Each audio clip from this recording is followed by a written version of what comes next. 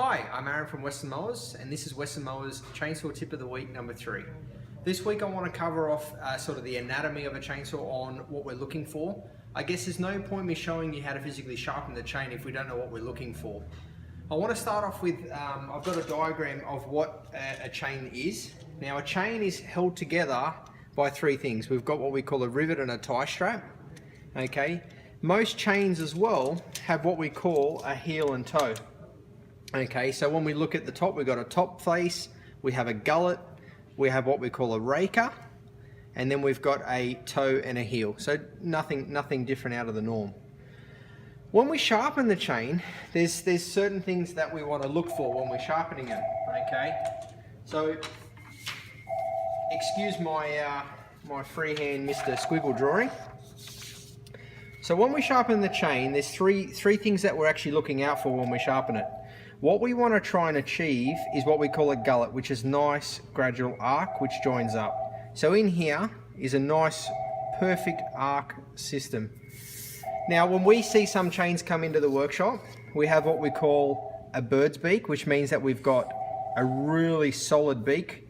Now this here will cut like hot knife to butter, but will dull exceptionally quick. Then we have also an undercut. Now what an undercut means is we're coming in and then it kicks back on itself. So this gullet here should be continuing all the way down around, so it's a nice gradual arc. By having an undercut, it's not going to be able to clear the swarf off correctly. Now how is this done? How is this done? Now this is done from several different things. One is the incorrect file size. So if we use the incorrect file size, if we use a file that is too big, we may achieve an undercut. If we use a file that's too small, we may achieve an overcut. Okay, so by having the correct file, we get that nice gradual arc. Now, how do you know which file to use? Now, files, there's 3 different size files. Now, determines on what type of chain that we have. Now, a chain is measured very old school. It's measured in between 3 of the links. Okay, so if we have 325 pitch chain, it's 325ths of an inch between three of your rivets, and that's how you determine what size. Your low profile chain, which is more your mums and dads, residential consumer saws, maybe a professional top handle saw for a climber, would use what we call a 3/8 low profile chain, which will require a 5 30-second file. Intermediate saw, so your landowner style products will have a 3/16, which runs a 325 pitch chain. And your big professional saws, like the one we've been doing in our demonstration, will have a 3/8 full size chain, which runs a 7 30-second file. So it is very important that you do confirm that you do get the correct file before we go sharpening the chain. So another thing that I want to also is there's 2 different styles of chains available. Once again, professional and consumer style chains. We have what we call a full chisel chain. So you can see on the end of here, it's a square cut chain. Now, why would we use a full chisel chain? A full chisel chain we would use for a commercial end user because they want to get in, get the job done to move on to the next job. Your homeowners, like your landowner style saw, would also run a full chisel. They do require a little bit different on the sharpening technique. 90% of us would run what we call a semi-chisel. So you can see how it's an arced tip.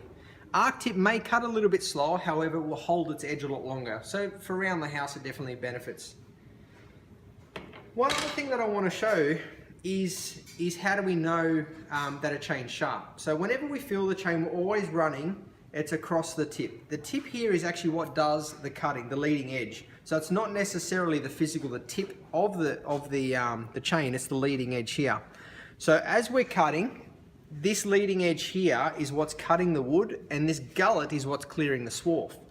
So 2 things that we have to look out for is whenever we sharpen the chain, okay, we're going to make sure that we get that nice gullet.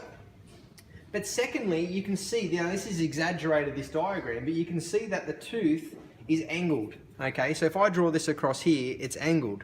So every sort of 2nd to 3rd time that we sharpen the chain, we want to adjust what we call the raker, which is on the opposite side. So we may have a nice razor edge sharp edge here. However, if this raker is sitting higher than the tip, so if we draw a line, a square line across, you can see there's a slight gap. So we're only using the leading edge to cut. If we take too much off the raker, what's going to happen is we're going to start using too much of the gullet, so the saw's going to have no control. It's going to want to pull down on it very easy. Second thing that I want to cover off real quickly is what to look for. So when you're sharpening the chain, I've done as a bit of a diagram on the top, I've faded the top half of this tooth. Now I've exaggerated that I've hit some dirt. Now dirt is very abrasive and it will take the chrome off the chain. Now the chrome is actually what holds the sharpness to the chain. So if we was to sharpen this one here, we actually are going to have to sharpen it to go back to the nice silver. So all the green will have to go. It may be very time consuming. You may have to sharpen your chain 2 or 3 times. So if you can, when you want to sharpen your chain, obviously look at it, but how we avoid this is stop hitting dirt. Also, your bark around the tree, maybe removing the bark first, because they obviously contain dirt as well. You know, in the atmosphere, the dirt and the wind is blowing up against it, so we'll also have dirt in that bark. Next week, we're going to cover off on physically how to sharpen the saw on the correct angles, the ways that it's meant to be done. So otherwise, have a good weekend. I hope you learned something, and we'll see you next week. Thank you for listening.